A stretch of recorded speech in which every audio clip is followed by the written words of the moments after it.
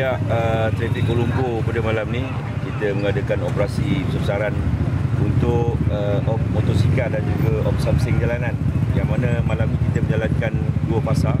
Pertamanya bermula daripada pukul 10.30 malam tadi sehinggalah jam lebih kurang pukul 12.30. Fasa pertama, yang mana peringkat fasa pertama tu kita telah menahan 35 buah motosikal atas pelbagai kesalahan. 35 buah motosikal ni kita sita atas pelbagai kesalahan. Iaitu kita buat operasi tu di pusat bandar. Kita buat di pusat bandar. Sekarang ni fasa kedua, dalam pukul 2.45 pagi tadi kita jalankan di Jalan Ampang ni.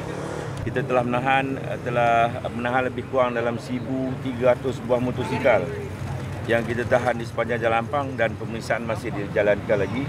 Dan setakat ni daripada 1,600 ni 37 kita akan sita atas pelbagai kesalahan, termasuklah ubah suai exhaust, tayar kecil dan lain-lain lah atas pelbagai kesalahan. Kita menyeru kepada orang ramai, termasuklah ibu bapa. Kita lihat pada malam ni kebanyakannya anak-anak muda. Anak-anak muda alasan keluar berjalan-jalan.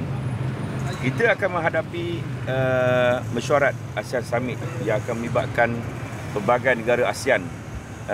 Ketua-ketua negara akan datang ke Kuala Lumpur. Jangkanya pada 23 hari bulan mula dah kehadiran mereka ni ke Kuala Lumpur untuk menghadiri 46 ASEAN Summit.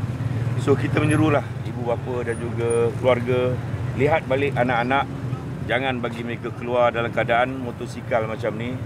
Dalam keadaan motosikal tak sesuai untuk berada atas jalan, bunyi bising, secara tidak langsung nanti akan memalukan nama negara, menjejaskan nama negara.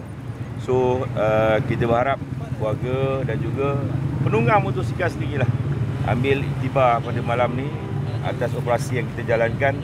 Janganlah merayap malam-malam. Jangan merayap malam-malam dengan keadaan motosikal yang tak terselenggara. Dengan keadaan motosikal yang exhaust kuat.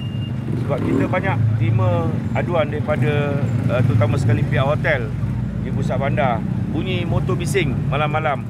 Saja dia orang press motor lalu di tempat-tempat awam. So itu yang tindakan kita jalankan, dan tindakan yang akan dijalankan terus-menerus sehinggalah keadaan kembali baik. Tuan-tuan sedia maklum, sebelum ni pun kita pernah jalankan operasi. Memang setiap malam kita jalankan operasi. Untuk lumba haram, samsing jalanan, memang setiap malam anggota saya jalankan operasi. Tiap-tiap malam ada tanggapan. Hampir tiap-tiap malam di Kuala Lumpur ni kami akan jalankan akan ambil tanggapan bawah Seksyen 42 samsing jalanan. Dan ada juga motosikal yang kita sita atas pelbagai kesalahan tiap-tiap malam di Kuala Lumpur ni. Bukan maknanya operasi ni bukan disebabkan ASEAN Summit, tidak.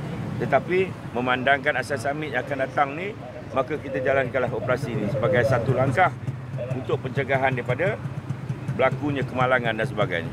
Saya percaya mereka-mereka ni ada masalah tertentu. Contohnya tak ada lesen, motosikal diubah salah. Dah tahu dah.